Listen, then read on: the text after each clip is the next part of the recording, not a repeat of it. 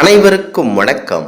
தெய்வீக பலன்கள் சேனல் சார்பாக தங்களை அன்புடன் வரவேற்கிறோம்.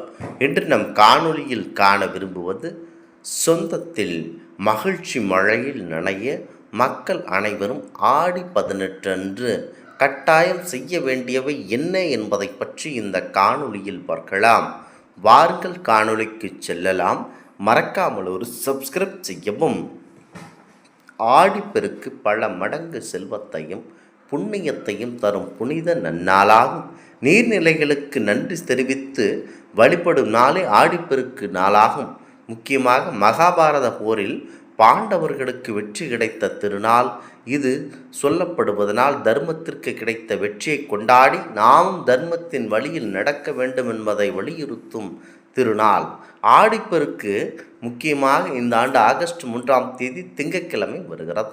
இந்த நாளில் செய்யப்படும் சில எளிமையான வழிபாடுகள் வீட்டில் பல மடங்கு அதிகமான செல்வ பெருக்கத்திற்கு வழிவகுக்கிறது. ஆடிப்பெருக்கன்று ஆற்றங்கரை அல்லது குளக்கரை போன்ற நீர்நிலைகளில் கரைகளில் விளக்கேற்றி மகாலட்சுமியை வழிபடுவது சிறப்பான பலன்களை தரும். நீர்நிலைகளில் காவிரி அன்னையாக பாவித்து மஞ்சள் பூசி குங்குமம், பூ, வெற்றிலைப்பாக்கு போன்ற மங்கள பொருட்களை சீர்வரிசையாக படைத்து வழிபடுவது வாழ்வில் மங்களத்தை உண்டாகும், சொந்த பந்தத்தில் மகிழ்ச்சியை ஏற்படுத்தும்.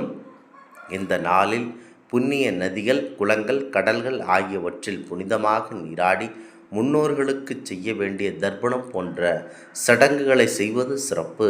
முன்னோர்களுக்குரிய வழிபாடுகளை முறையாக மேற்படுவதனால் முன்னோர்களின் ஆசியால் வீட்டில் நன்மைகளும் மகிழ்ச்சியும் பொங்கி வரும்.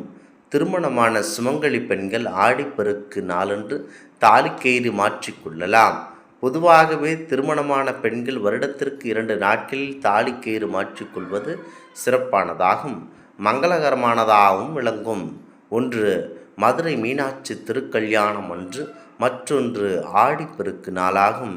இந்த ஆண்டு ஆடிப்பெருக்கன்று தாலிக்கயிறு மாற்றிக்கொள்ள காலை 7:45 முதல் 8:45 வரையிலான நேரம் நல்ல நேரமாக இருக்கிறது. ஆடிப்பெருக்கன்று மற்ற சுமங்கலி பெண்களுக்கு தாலிக்கயிறு, மஞ்சள், குங்குமம், ரபிக்கை, வளையல் போன்ற மங்கள பொருட்களை தானமாக கொடுக்கலாம்.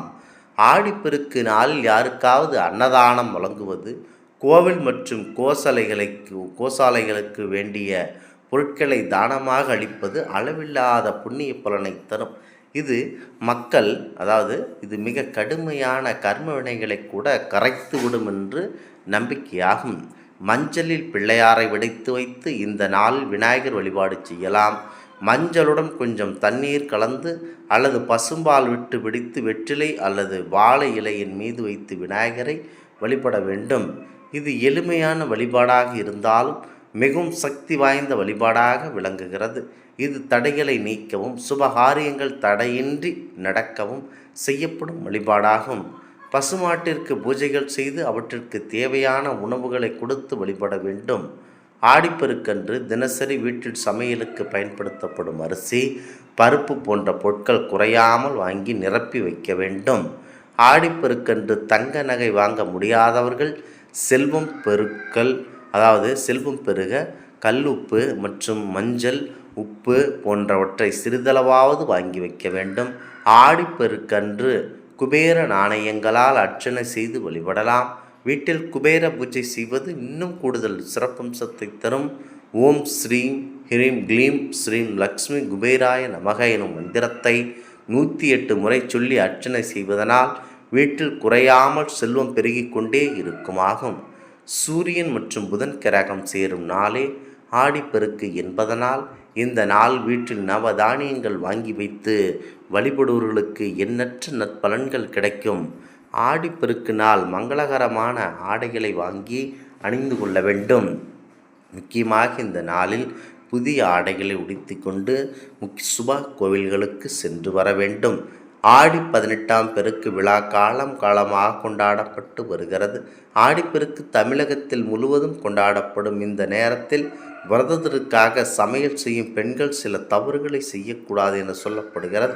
ஆடிப்பெருக்கு நாளில் என்ன செய்யலாம் என நினைத்து கொண்டு செய்ய வேண்டும். ஆடி 18 நாளில் பெருகி வரும் புது வெள்ளத்தை வணங்கினால் பயிர்கள் செழிக்கும். விவசாயத்திற்கு தேவையான நீர்வளம் குறைவின்றி கிடைக்கும் என்பது உண்மை.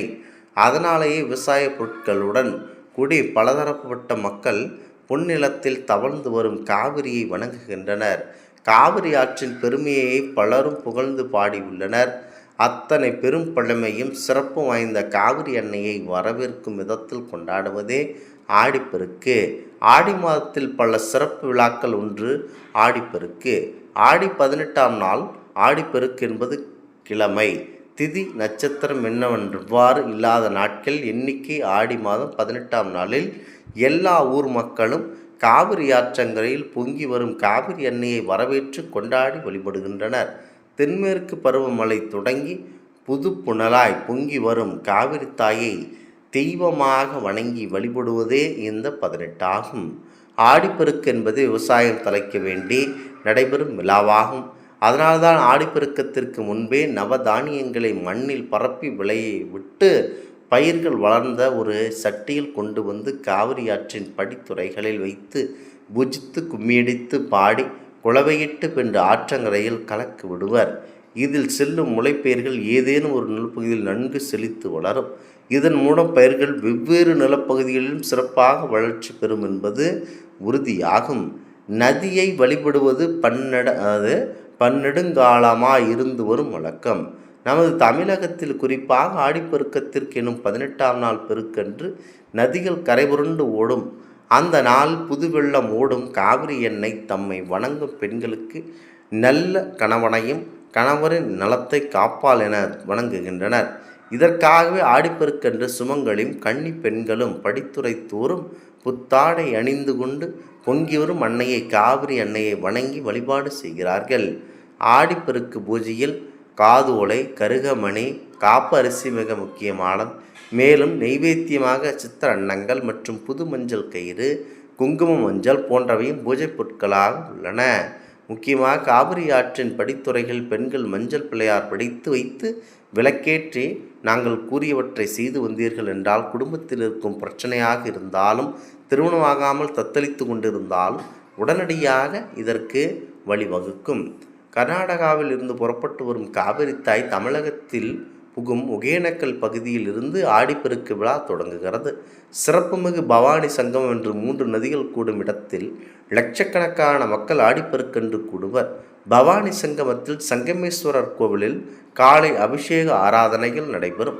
பின்பு பெண்கள் மற்றும் குடும்பத்தினர் காவிரி எண்ணெயை பூஜித்து பூக்கள் மற்றும் குங்குமம் போன்றவற்றை ஓடும் வெள்ளத்தில் போட்டு வணங்குவர். சிலர் வாழை மட்டையில் விளக்கேற்றி நதிகளில் விடுவர். ஆடி 18 அன்று பெண்கள் நல்வாழ்வு விவசாய வாழ்வை வளர்க்கும் திருநாளாய் கொண்டாடப்படுகிறது. பெண்கள் இந்த நாளில் மங்களகரமான உடை அணிந்து பூவும் பொட்டும் வைத்து அம்மனை வழிபட வேண்டும். திருமண புடவை அணிய வேண்டும். மஞ்சள் பூசி வளையல் போட்டு பூஜை செய்தால் அம்மனின் முழுமையான பலன் உண்டாகும். மறந்தும் கூட கருப்பு நிற ஆடைகள் அணிந்து விடாதீர்கள். தெய்வங்கள் வீட்டு வாசலில் வாசம் செய்யும் போது வீட்டில் நல்ல வாசம் வீச வேண்டும். இந்த நல்ல நாளில் சுவையான இனிப்பு உணவுகளையே சமைத்து சாப்பிட வேண்டும். கசப்பான சுவை கொண்ட உணவை சமைப்பதை தவிர்க்க வேண்டும். வெண்ணெய் மகாலட்சுமியின் அம்சம் என்பதனால் இந்த நாளில் வெள்ளை நெய் உருகுவதை தவிர்க்க வேண்டும். பொதுவாகவே செவ்வாய் வெள்ளி நாட்களில் வெண்ணெய் நெய் போன்றவற்றை உருக்காமல் இருப்பது நல்லது. அதேபோல ஆடிப்பெருக்கு நாளில் வெண்ணெய் உருக்குவதை தவிர்ப்பது நல்லதாகும். ஆடிப்பெருக்கு நாளில் புது தாலி மாற்றிக்கொண்ட பெண்கள் பெரியவர்களின் காலில் விழுந்து ஆசீர்வாதம் வாங்கி கொள்ள வேண்டும். தேவையற்ற சண்டை சச்சரவுகளை தவிர்க்க வேண்டும். ஆடிப்பெருக்கு நாளில் பணம் நகை இரவலாகவோ அல்லது கடனாகவோ கொடுப்பதை தவிர்க்க வேண்டும். அதே நேரத்தில் அன்னதானம் கொடுக்க வேண்டும். பெண்கள் கட்டாயம் ஏழை எளியவர்களுக்கு அன்னதானம் கொடுத்து இறைவனை திருப்திப்படுத்துங்கள். ஆடிப்பெருக்கு நாள் அனைத்து நன்மைகளும் நடைபெறும். செல்வ வளமும் பெருகும். வீட்டிற்கு தேவையான கல், உப்பு, மஞ்சள் வாங்கி வைத்து பூஜை செய்து விளக்கேற்றி வழிபட்டாலும் செல்வம் பெருகும். இந்த ஆன்மீக தகவல் உங்களுக்கு பிடித்து இருந்தால் தெய்வீக பலன்கள் சேனலை கண்டிப்பாக சப்ஸ்கிரைப் செய்து கொள்ளவும். மீண்டும் ஒரு நல்லதொரு காணொளியில் உங்களை சந்திக்கிறோம். நன்றி, வணக்கம்.